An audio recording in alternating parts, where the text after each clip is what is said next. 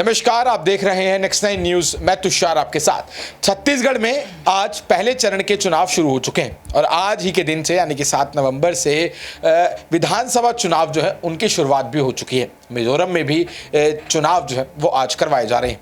आपको बता दें, लगातार छत्तीसगढ़ में जिस तरीके से एक के बाद एक यहाँ पर महादेव बैटिंग ऐप को लेकर भूपेश बघेल पर जिस तरीके से यहाँ पर बीजेपी आरोप लगा रही थी, जिस तरीके से ईडी ने भी आरोप लगाया है कि भूपेश बघेल ने 508 करोड़ रुपए संरक्षण की मनी ली है, जो वो बैटिंग ऐप जो ये चल रहा है सट्टेबाजों का, उसको सुरक्षा देने के लिए। और इसको लेकर यहाँ पर लगातार एक के बाद एक भूपेश बघेल पर सवाल खड़े होते हुए दिखाई दिए। ईडी ने सवाल खड़े किए, भाजपा ने सवाल खड़े किए, वार किए, निशाने दागे। इसी को लेकर आज हम इस मुद्दे पर बात करने वाले हैं।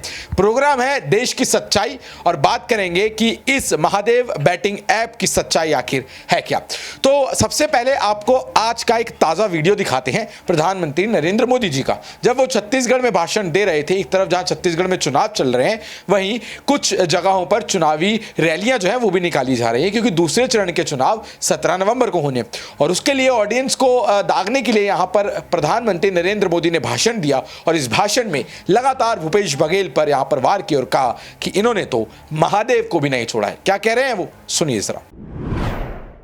और दिया क्या उन्होंने?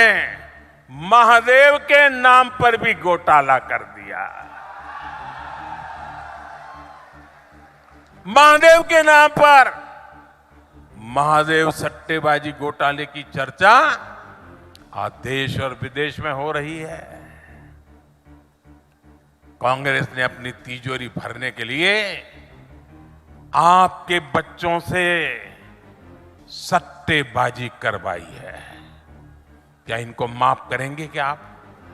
आपके बच्चों को बर्बाद करने वाला काम ऐसे लोगों को माफ करोगे आप? और ये सब किसके इशारे पर हुआ? किसके इशारे पर हुआ?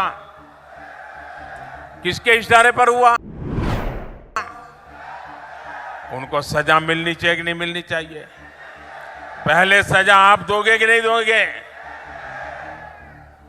कमल के निशान पर बटन दबा करके कड़ी से कड़ी सजा ऐसे लोगों को करनी है भाइयों।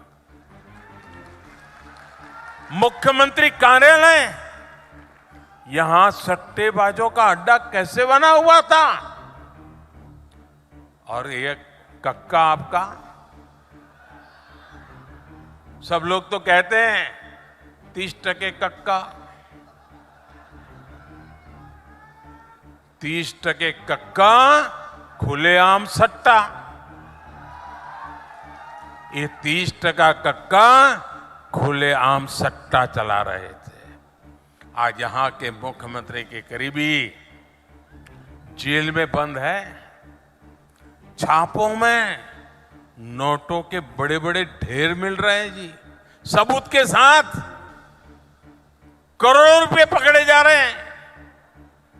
जो घोटाले का सबसे बड़ा आरोपी है वो टीवी पर आकर कह रहा है कि उसने मुख्यमंत्री को 500 करोड़ रुपए से ज्यादा रिश्वत दी है। अब आपको सबूत की जरूरत है क्या? देने वाला खुद कह रहा है रुपये मिल रहे हैं और फिर भी आपसे वो वोट मांग रहे हैं। शर्म नाम की चीज नहीं है इनको। इनको साफ करना पड़ेगा भाइयों, साफ करना पड़ेगा। करोगे?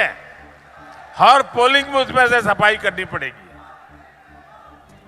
क्योंकि ऐसे आरोपों से घिरे मुख्यमंत्री को एक दिन भी सीएम की कुर्सी पर नहीं रहना चाहिए। आज आप देख रहे हैं कि यहां के मुख्यमंत्री, उन पर लगे आरोपों के बाद कांग्रेस के बड़े बड़े दिग्गजों ने भी उनसे किनारा कर लिया है।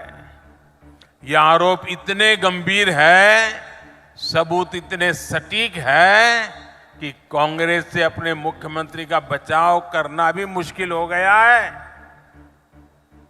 हो सकता है आज जब मैंने कहा तो हो सकता है कांग्रेस के नेता कुछ उनके बचाव में 2-4 आधी अधूरी बात बोल करके खाना पूर्ति कर लें, लेकिन कांग्रेस का एक नेता इनकी पापों के पक्ष में एक शब्द बोल नहीं रहा है जी। सब चुप हो गए क्योंकि उनको मालूम है कि इन्होंने अपने और अपने बच्चों की भलाई के लिए पूरी कांग्रेस पार्टी को डुबो दिया।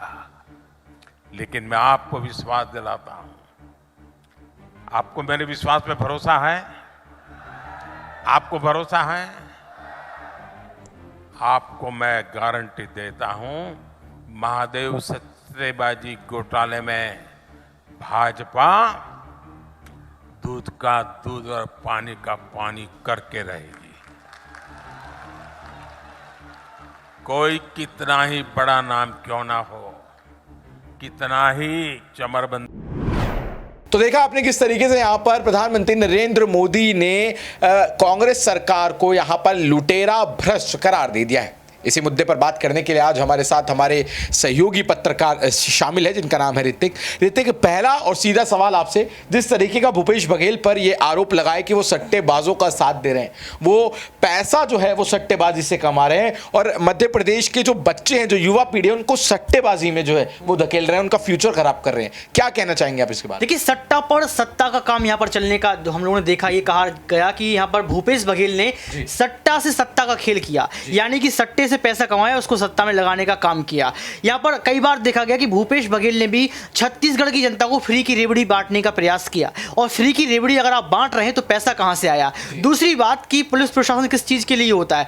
पुलिस प्रशासन होता है कि आप वो महिलाओं की सुरक्षा करे, वो देखभाल करे, वो जो है कांड ना होने दे। तो यहाँ पर पुलिस प्रशासन को भी अपने कंट्रोल में जो है यहाँ पर भूपेश बघेल ने कर लिया, तमाम नाम सामने आए। तो मैं ये कहना चाहता हूं कि जिस तरीके से देश के प्रधानमंत्री ने जो बयान दिया, उस बयान में हकीकत और सच्चाई है, क्योंकि भूपेश बघेल आज भी इस चीज को स्वीकार नहीं कर रहे हैं, इस बात को स्वीकार नहीं कर रहे हैं कि घपलेबाजी हुई है, सट्टेबाजी हुई है। क्योंकि आप देखिए, यहां पर 508 करोड़ एक छोटी रकम नहीं है, बहुत बड़ी रकम है, और 508 करोड़ रुपए कई सारे हिस्सों में बांटे गए, ये भी जो है सामने आई थी बात। और इसके साथ साथ आपने देखा कि ये पिछले 2-3 दिन की ही बात है कि जो सट्टेबाजी में शामिल थे वो लगातार विदेशों में भागने के लिए जो है तैयार रहे, और फिर कुछ लोग विदेश भाग भी गए। तो मुझे लगता है कि भूपेश बघेल जो बड़े बड़े वायदे करते थे, पहले आंकड़े आ रहे थे कि इस बार जो विधानसभा चुनाव होने वाले, जैसा कि आज पहले चरण में चुनाव हुए भी हैं, उसका आंकड़ा ये सामने आ रहा था कि छत्तीसगढ़ में फिर से कांग्रेस की सरकार आने वाली है। लेकिन अब 50-50% का ये आंकड़ा होगा। यहाँ पर ये कहा जा रहा है कि अब बीजेपी पार्टी जो है सामने आएगी, क्योंकि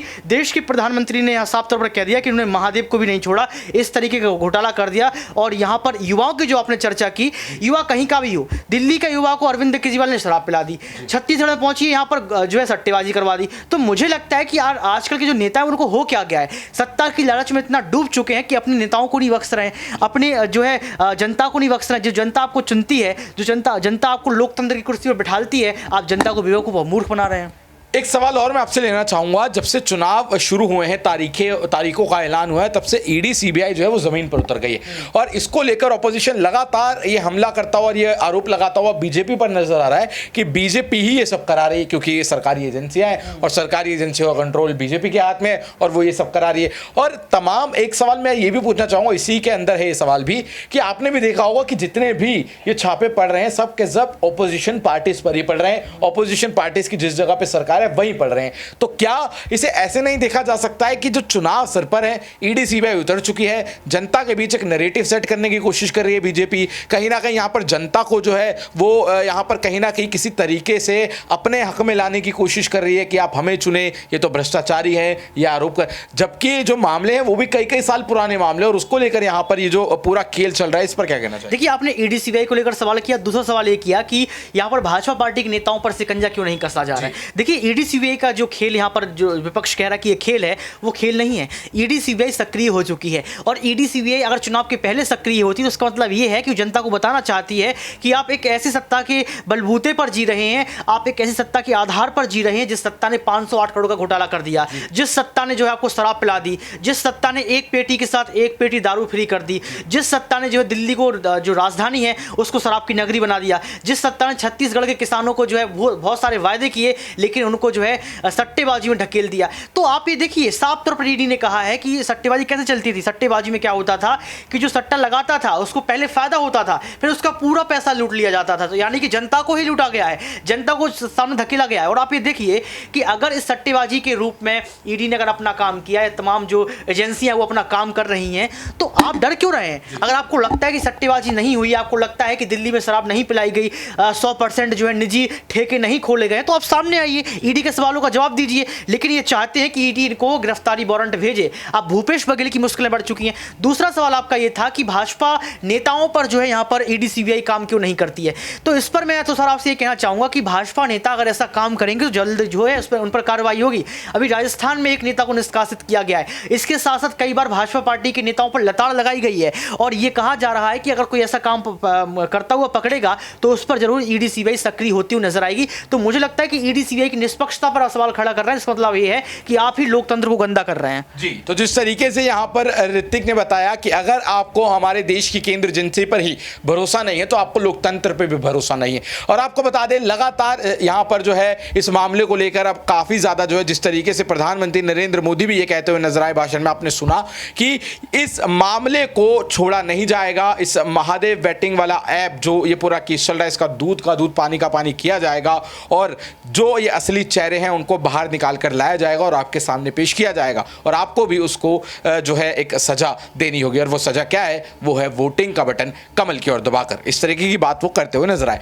बहरहाल इस पूरे मुद्दे पर आप क्या सोचते हैं, क्या राय रखते हैं? आपको क्या लगता है कि ये जो मामला है इससे छत्तीसगढ़ की राजनीति पर कोई असर पड़ेगा? जब 3 दिसंबर को नतीजे आएंगे तो क्या यहाँ पर बघेल को हराया जाएगा तो वो इसी तर्ज पर हराया जाएगा या फिर ये मामला उन पर उतना हावी होता हुआ दिखाई नहीं देगा? नीचे कमेंट सेक्शन में हमें जरूर बताएं और जुड़े रहें, देखते रहें नेक्स्ट 9 न्यूज़। धन्यवाद।